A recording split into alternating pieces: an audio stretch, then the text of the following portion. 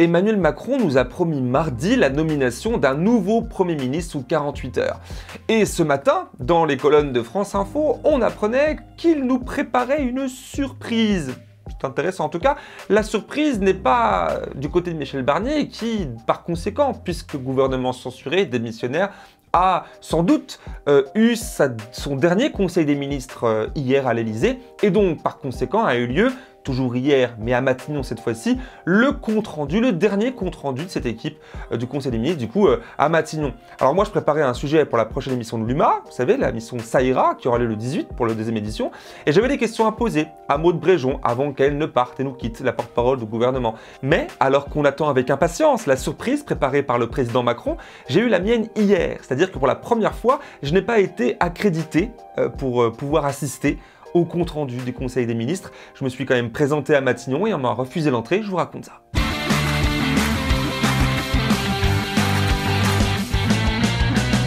Salut l'internaute! J'ai retourné toute l'histoire dans ma tête avant de me dire qu'il était bon de te la raconter. Mon sentiment était à mi-chemin entre « oh là là, c'est vraiment des gamins bornés, la flemme » et c'est quand même pas commun en démocratie d'entraver le travail de journaliste.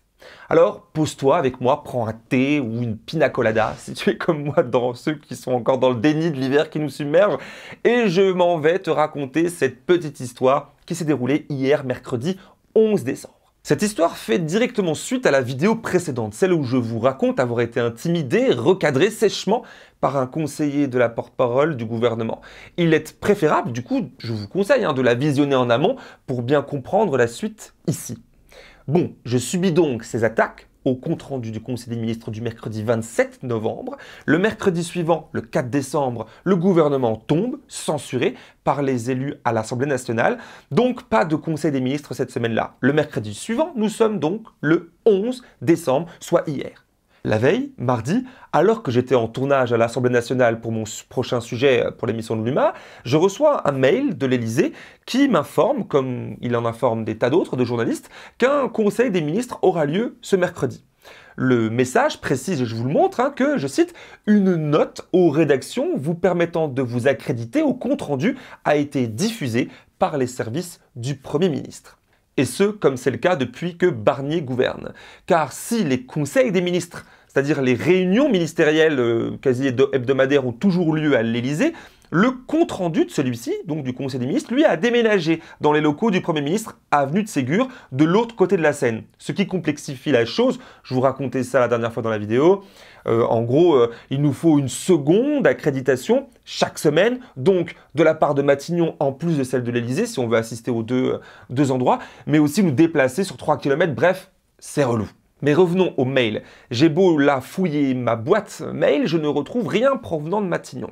Et là, vous l'avez sans doute compris. J'essaie de faire simple pour ne pas être trop lourd, mais je pense quand même que c'est utile et même intéressant, pourquoi pas divertissant, de comprendre comment tout ce jeu fonctionne.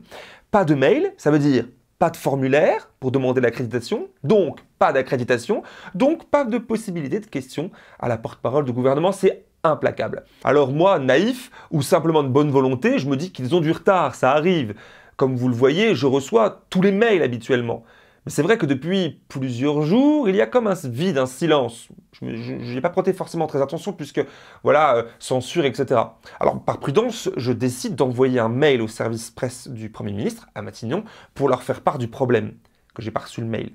On a déjà échangé, ils répondent vite, voilà. En parallèle, je demande à 1, 2, 3 confrères. Ils ont tous reçu le formulaire, eux, par email, pour s'accréditer pour le compte-rendu du Conseil des ministres. À ce stade, je ne peux rien faire de plus, tout le monde est prévenu. Et il faut dire que malgré tous les couacs et les buzz qu'il y a eu depuis, que ce soit il y a 2 semaines comme depuis 1 an, j'ai toujours reçu les mails et j'ai toujours été accrédité. Alors pourquoi est-ce que ça changerait maintenant? Surtout avec un gouvernement qui, de fait, va changer ces prochains jours. Le lendemain, mercredi matin, j'échange un mail avec un confrère habitué des comptes rendus, lui bien accrédité pour ce compte rendu-là. Je n'ai toujours pas de mon côté reçu de mail, aucune réponse de Matignon, rien. Il me conseille alors de me pointer avenue de Ségur à 11h30. Je décide alors de l'écouter et puis de m'y rendre. Pas dupe qu'avoir raconté les événements du 27 novembre dans une vidéo qui a été vue par plus de 125 000 personnes peut avoir un rôle dans ce silence, mais on verra bien. Pour l'anecdote, la veille, quand j'étais à l'Assemblée nationale, entre deux interviews de députés, il y a une personne qui passe et qui repasse dans les couloirs, c'est un peu comme ça là-bas tout le temps, et s'approche furtivement de moi, très près dans mon oreille, pour me dire « On ne vous demandera pas de vous taire ici ». Elle me dit ça, cette personne, puis elle s'éloigne avec un sourire amical. Elle faisait la référence à ce qui m'était arrivé 2 semaines en amont à Matignon et probablement à ma vidéo. C'était surprenant et ça nous a fait sourire, Aliénor, ma collègue caméraman et moi. Bref, revenons à mercredi matin, hier, je saute dans le métro et j'arrive avenue de Ségur, accompagné par ce fameux confrère habitué qui sortait de la même rame que moi à ce moment-là. On s'est retrouvés sur le quai. Un confrère qui, il me l'explique, une nouvelle fois, accepte, lui, les règles du jeu imposées par le pouvoir aux journalistes lors de ses points presse. On est clairement en désaccord, mais on se respecte. Il admet quand même que leurs méthodes sont critiquables. Je lui dis... T'as quand même bien entendu quand il m'a crié dessus, arrêtez, la dernière fois, alors que j'étais en plein échange avec la ministre. Oui, bien sûr, j'étais à côté, m'a-t-il répondu. Il y a une sorte là, dans notre échange, ou dans sa manière de m'expliquer les choses, une sorte de « et en même temps », une forme de dissonance cognitive selon moi. De mon point de vue, en tout cas, ce n'est pas négociable. Nous ne sommes pas ici pour faire de la communication politique ou s'adapter au pouvoir, non. Et il n'y a pas non plus une seule manière, une seule façon de s'adresser à la ministre du moment où il y a le respect. Bref, on en reparlera plus tard.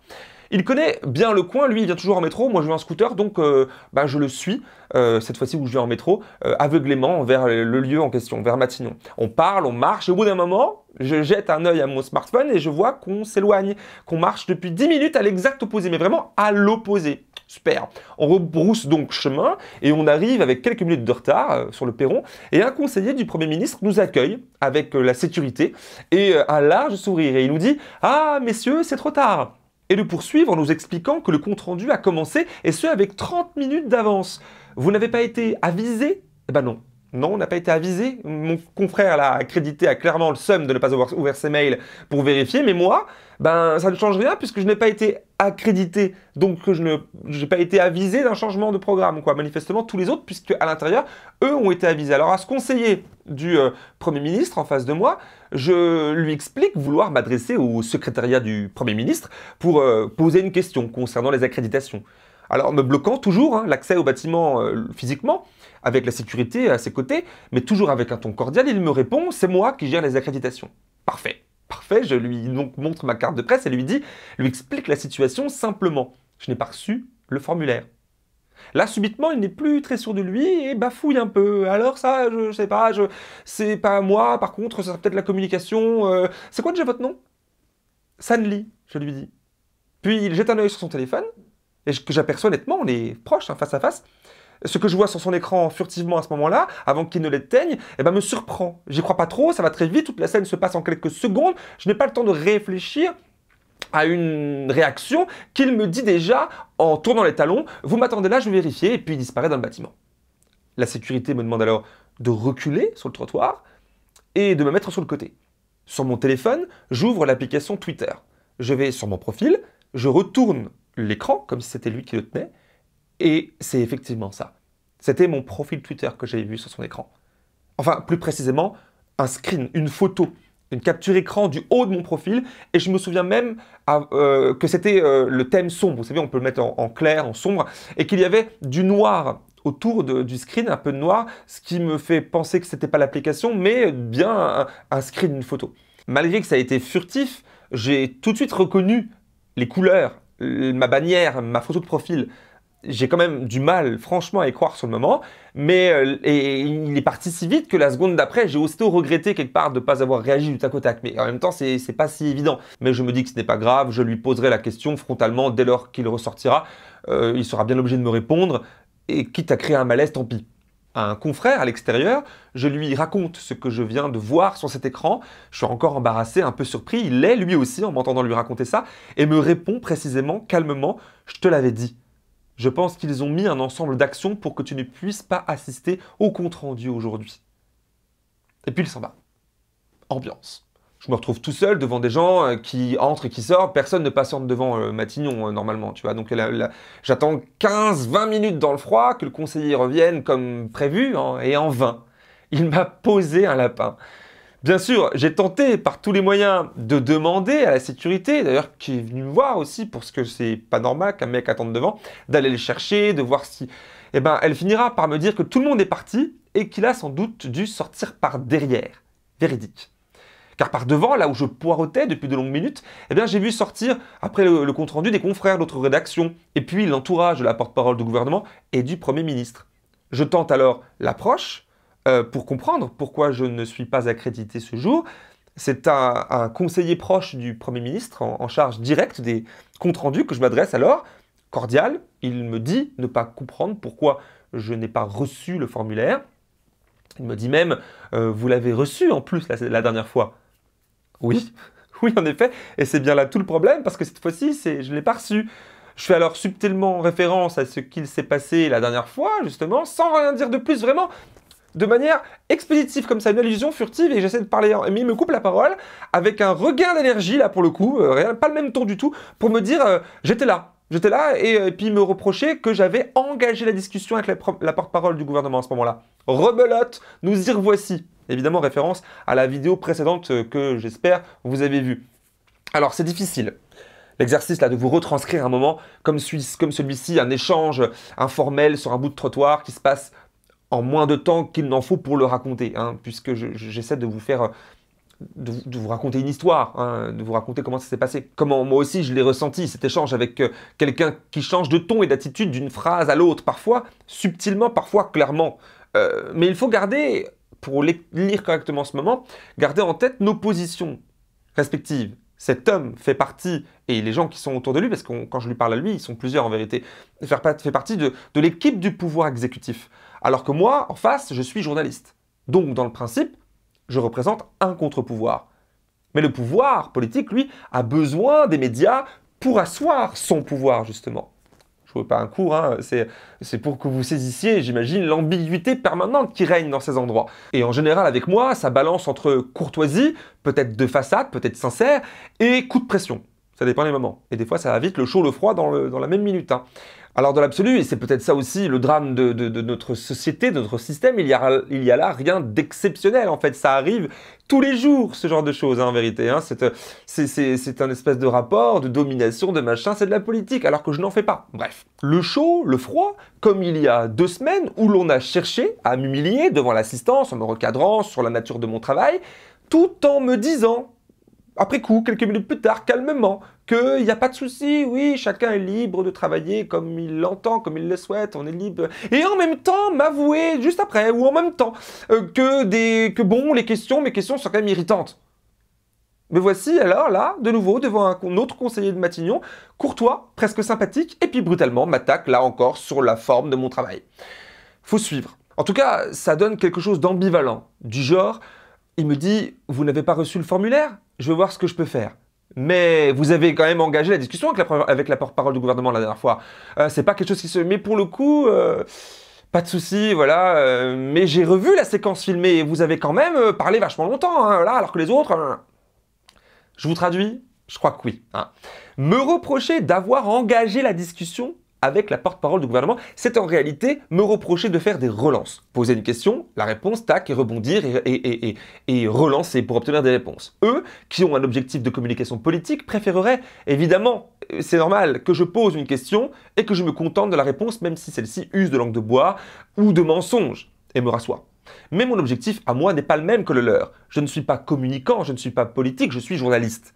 D'autant plus, journaliste ne travaillant pas pour un média dit dominant, qui a le loisir, lui, TF1, LCI, BFM, de pouvoir convier les membres du gouvernement pour des interviews. C'est donc, pour moi, le seul endroit où je peux tenter d'obtenir des réponses de leur part. Ils le savent.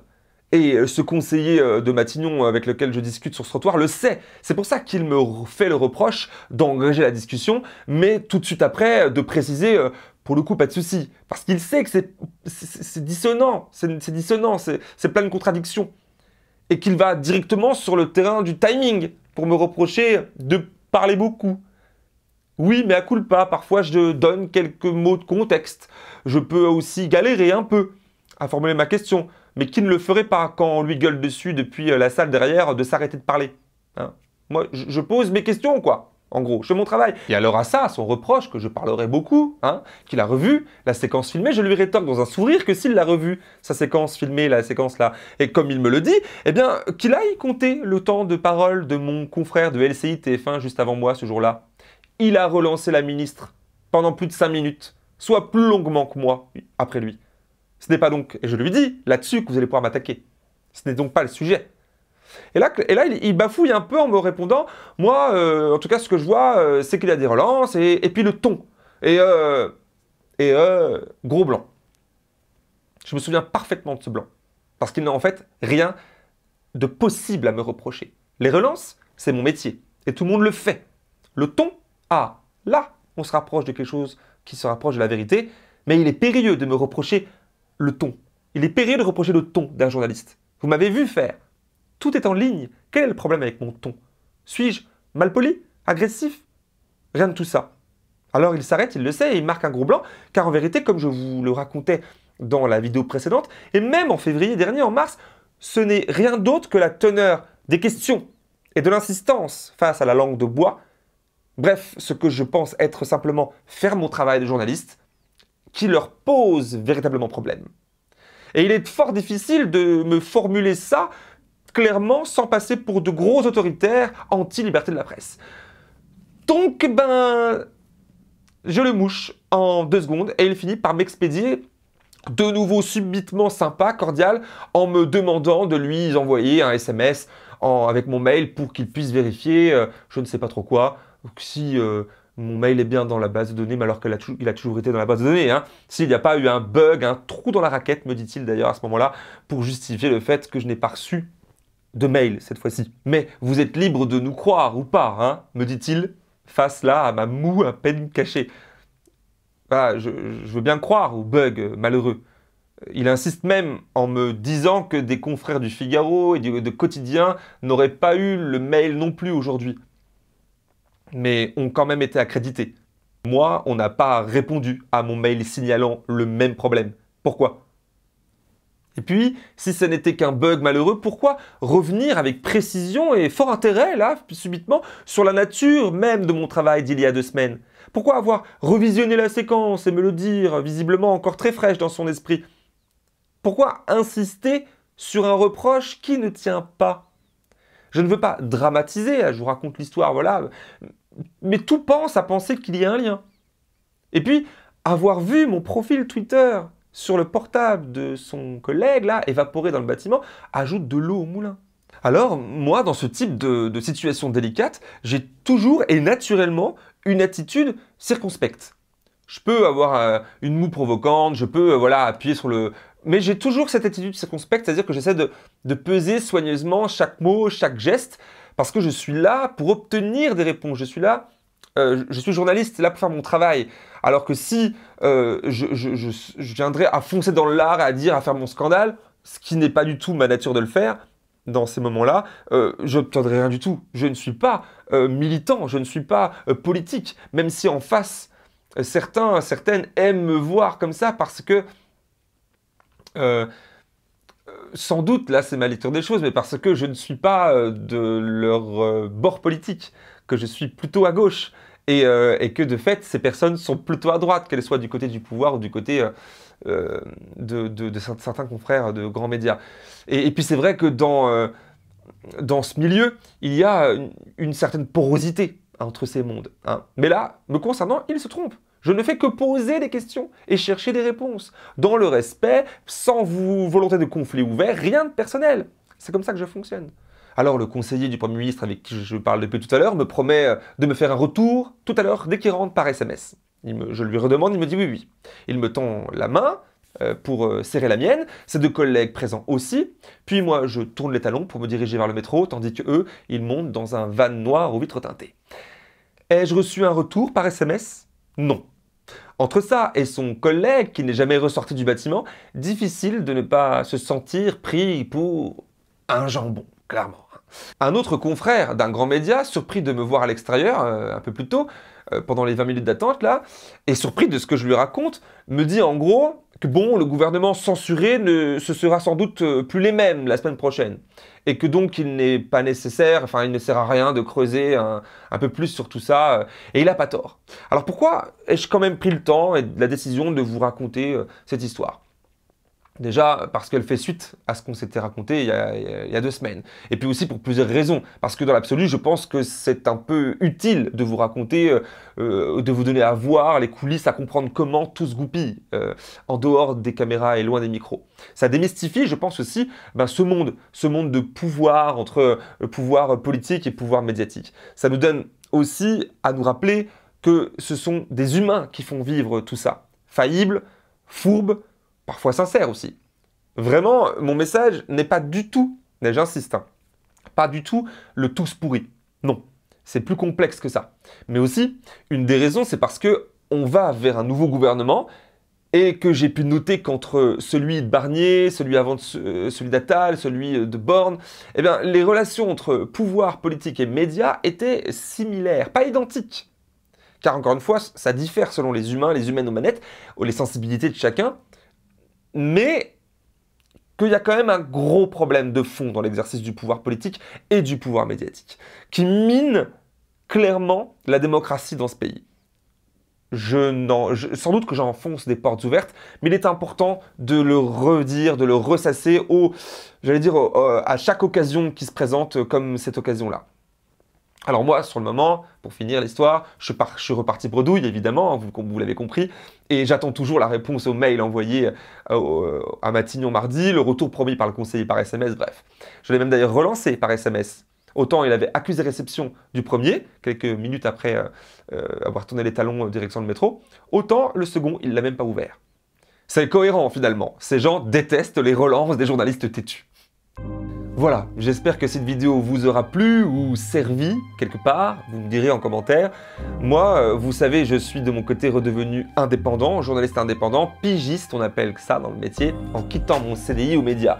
J'ai donc de nouveau besoin de vous devinez bien la chose, pour financer mon travail ici comme avant, en parallèle de ce que je peux faire par exemple ailleurs, à l'Humanité, qui n'est autre qu'une chronique reportage par mois. Parce que j'ai lu un peu partout, même sur Wikipédia, que j'ai quitté le média pour rejoindre l'Humanité. Ce n'est pas vrai. C'est une question où c'est la mauvaise lecture, c'est une question de hasard de timing. Et ma mission ponctuelle à l'UMA est loin de rejoindre mon CDI temps complet que j'avais aux médias. Donc vraiment, non.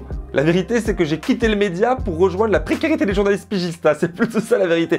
En tout cas, si vous pouvez, si vous le souhaitez, eh bien rendez-vous sur jemil.fr/soutenir pour faire un don librement. Vous connaissez la chanson. Moi, je vous remercie sincèrement très fort de votre soutien, qu'il soit financier ou pas, apporté à mon travail depuis maintenant des lustres. Rendez-vous le 18 décembre au soir sur l'UMA pour le second direct de l'émission Ça ira. Et puis à bientôt ici, et peut-être ailleurs, car on a encore 1000 choses à se dire. Ciao!